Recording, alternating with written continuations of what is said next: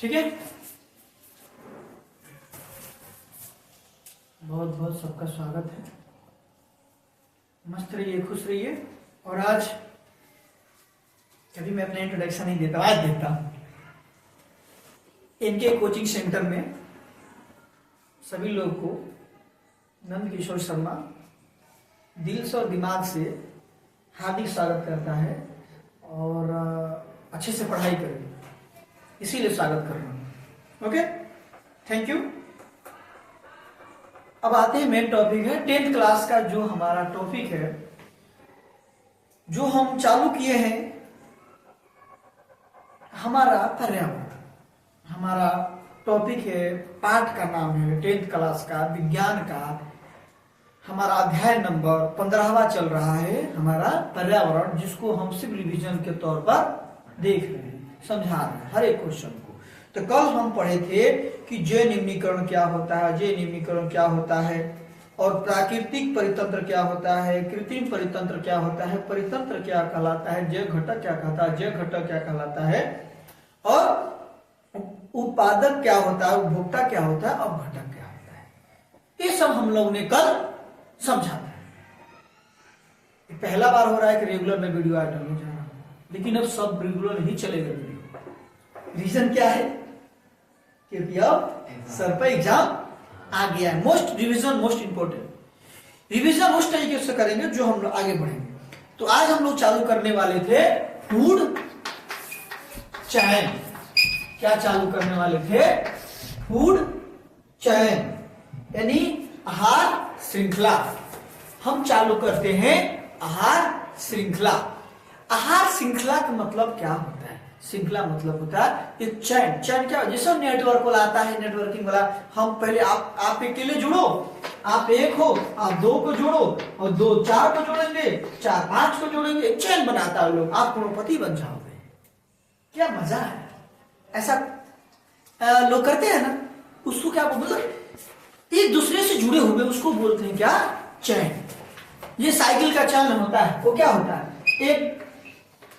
एक दूसरे से क्या होता है? जुड़ा होता है। इसी को बोलते हैं श्रृंखला। इसको क्या बोलते हैं? श्रृंखला। हिंदी में बोलते हैं, डस्टर किधर गया भाई? अच्छा, उधर किसको मारा नहीं था, कहां चला गया? तो डस्टर नहीं बोलूं, श्रृंखला। ओके, तो बोलते हैं फूड चैन। फूड मतलब होता है खाना। आहार श्रृंखला, आहार खा श्रृंखला, यानी कैसे खाना। अब देखो क्या है, चैन कैसा है। हमारा जो प्लांट्स होते हैं, पेड़ पौधा होती, मान लो ये पेड़ पौधा ए हो गया, सपोर्टेड, छोटे छोटे पेड़ पौधा है। पेड़ पौधा को कौन खाएगा? जीव खाएंगे। जीव को कौन खाएगा? उससे बड़ा जीव खाएगा। अलग अलग चीजें बढ़ती जाएगी, जिसे आपकी किताब के अनुसार बात करते हैं, जो मैंने बनाया है। हरे पेड़ है, हरे पेड़ है, ये मान लो ये हरे पेड़ है, ये क्या है? हरे पौधे हैं। और हरे पौधे को कौन खाता है? आपका हिरण खाती है। कौन खाता है? हिरण खाता है। और हिरण को कौन खाता है? बाघ खाता है। चैन बना। हरे पौधे को कौन खाया? हिरण को कौन खाया? बाघ। यानी एक दूसरे का चैन। तो कुछ लोग इस पर बहस करते हैं। अगर काफी बुद्धिजीवी लोग और कुछ अजनबी लोग, कुछ अजीब लोग, अगर वो समझते हैं श्रृंखला, क्या बोलते हैं कि हम मुर्गा नहीं खाएंगे ना तो मुर्गा हमको खा जाएगा। इसीलिए एक प्राकृतिक का एक चैन है, फूड श्रृंखला है, सबको खाना ही होगा। तो इसको पापी बोलते हैं, उसको लोग उल्टा समझते हैं। श्रृंखला चैन मतलब होता है, देखो अब आहार। अब देखो, हरा पौधा को कौन खाता है? हिरण। हिरण पेड़, छोटे छोटे जो प्लांट्स होते हैं, पौधे होते हैं, उनको क्या कहते हैं? खाते हैं। और हिरण को कौन खाता है? यानी इसकी आहार क्या है? इसकी आहार क्या है? छोटे छोटे प्लांट्स, छोटे छोटे चीजें। और इसकी आहार क्या है? हिरण हो गया, बहुत सारे ऐसे जानवर हो गए, हमको भी खा जाएगा। ये क्या हो गए? ये सब क्या है? ये फूड चैन। ये क्या है? Food chain. किसको बोलते हैं? आहार श्रृंखला बोलते हैं। इसको बोलते हैं हम लोग आहार श्रृंखला बोलते हैं। जीवों की वह श्रृंखला जिसके प्रत्येक चरण में एक कोशी स्तर का निर्माण करते हैं, जिसमें जीव एक दूसरे का आहार करते हैं। जीव क्या करते हैं? एक दूसरे का आहार करते हैं। इस प्रकार विभिन्न जैविक स्तरों पर भाग लेने वाले जीवों की इस श्रृंखला को आहार श्रृंखला कहा जाता है।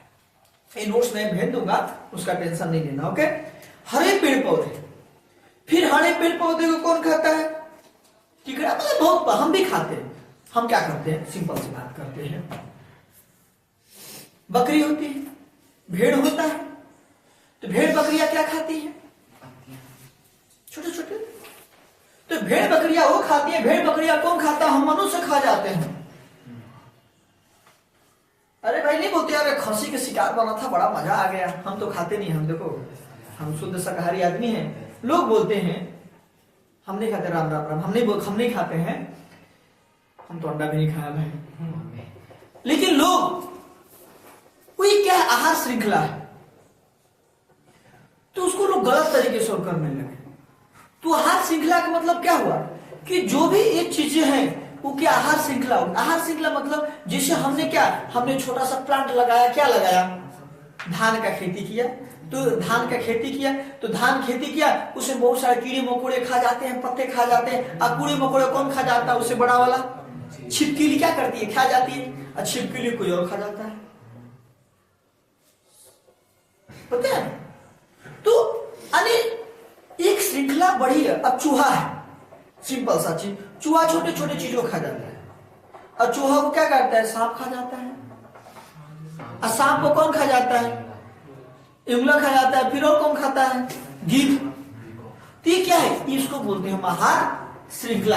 यानी एक दूसरे अपने भोजन कर, एक जीव दूसरे जीव को खाते रहते, इसको बोलते हैं हम लोग आहार श्रृंखला। इसको क्या बोलते हैं? आहार श्रृंखला। अब दूसरा चीज आते हैं, आहार श्रृंखला में जीव एक दूसरे का भक्षण करते हैं। इस प्रक्रम में कुछ हानिकारक रासायनिक पदार्थ आहार श्रृंखला मध्य को। अब आता है एक टॉपिक, आहार जाल। आहार जाल। आहार जाल क्या होता है? आहार क्या होगा? भोजन। अजाल मतलब जाल फेंकना। सिंपल सी बात करते हैं, हम बात करते हैं इसमें एक प्रक्रम के बाद, जिसमें तालाब है, तो तालाब में क्या रहते हैं? बहुत सारे मछलियां रहती हैं। हम लोग गांव में क्या करते हैं? माछ जाल फेंक देते हैं और सभी मछलियों को अपने जाल में लेकर आते हैं, बाहर निकालते हैं, फिर उसको ले जाते हैं। मस्त चटनी या धनिया पाउडर जो भी लोग बनाते हैं, जैसे बनाते हैं, मस्त बना के खा जाते हैं। तो वो छोटे छोटे जीव को खाए होंगे, उनको हम क्या किए? अपने जीव में लगे, हम उनको अपने जीव में ले लिए। अब फिर वो जीव दूसरे जीव में चेंज आ गए, मतलब फिर उसको हम खा गए, मनुष्य खा गए, फिर उसके ऊपर लोग खाते हुए बढ़ते जाते हैं। तो कहने का मतलब इस श्रृंखला चलती रहती है। तो अब होती है आहार जाल में, समझ गए? आहार जाल क्या होता है? इसी को कहा कहते हैं आहार जाल। तो कहने का मतलब कुछ आहार जाल पर आदान प्रदान भी होता है। अब जैसे आपकी किताब में मैं थोड़ा सा लिखा था, आहार श्रृंखला में जीव एक दूसरे का भक्षण करते हैं। इस प्रकार कुछ हानिकारक रासायनिक पदार्थ आहार श्रृंखला के माध्यम से एक जीव से दूसरे जीव में हस्तांतरित हो जाते हैं और जीव अवधर्म कहते हैं। ओके, अवधर्म कहते हैं उसके, सॉरी बोले में दिक्कत हुआ, अवधर्म कहते हैं उसके।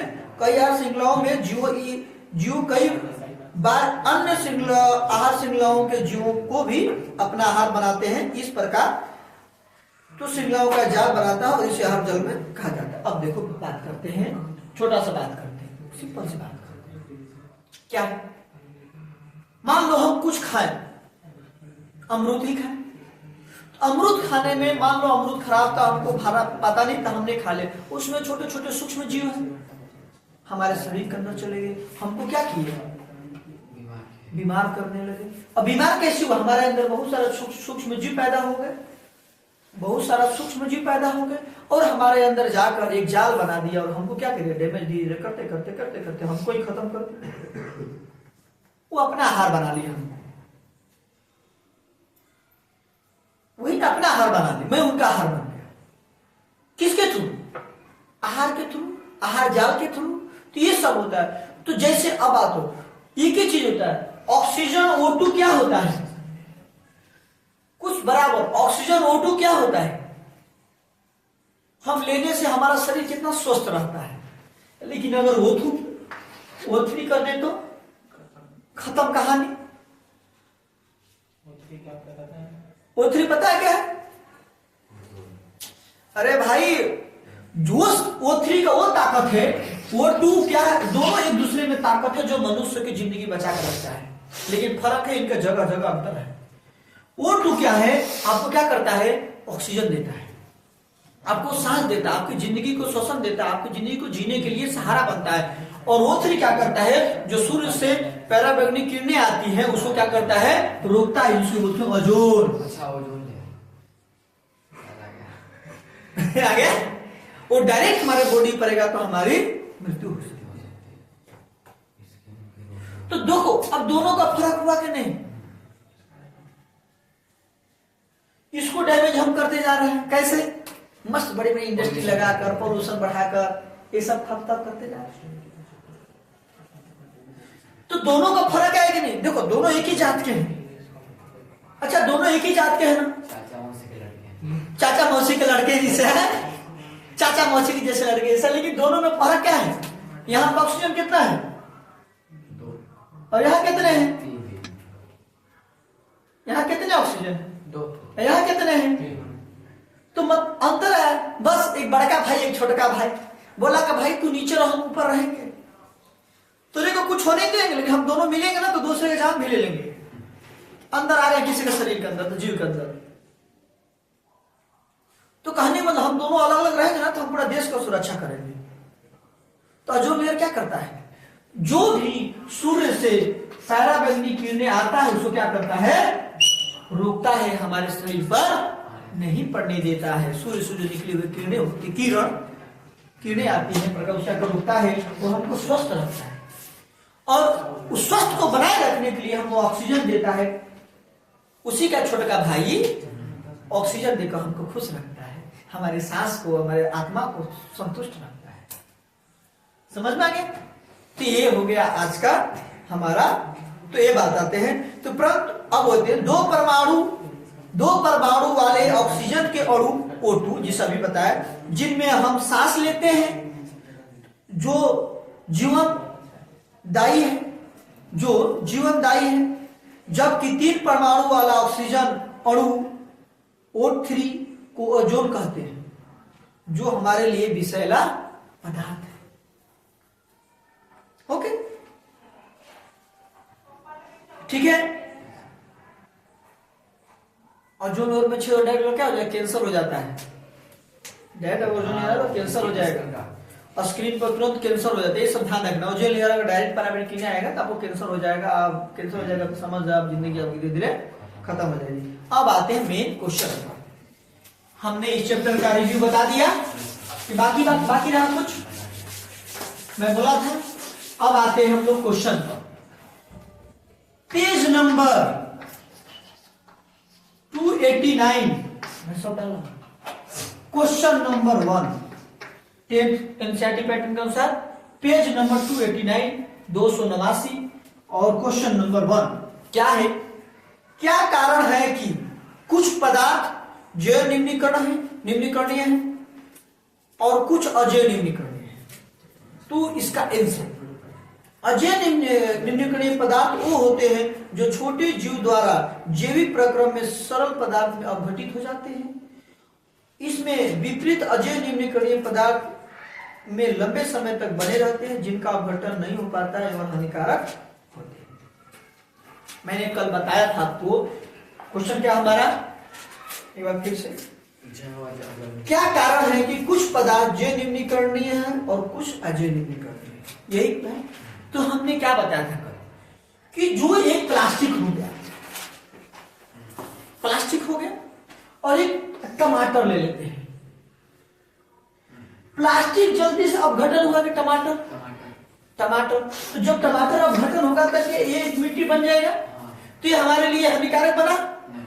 लेकिन ये नहीं होगा, ये लॉन्ग, ये शॉर्ट टाइम तक रहता है, ये शॉर्ट टाइम तक रहेगा, शॉर्ट टाइम तक तबियत भी खराब, टमाटर खराब हो गया, आलू खराब हो गया, कोई ऐसी डिकम्पोजिशन मतलब कुछ भी हो गया, तो ये हमारे लिए कुछ समय के लिए शॉर्ट टर्म के लिए प्रॉब्लम क्रिएट करेगा, उसको खा लेंगे।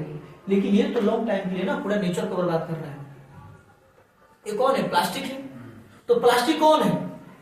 अजैव निम्नीकरणीय। ये कौन है? जैव निम्नीकरणीय।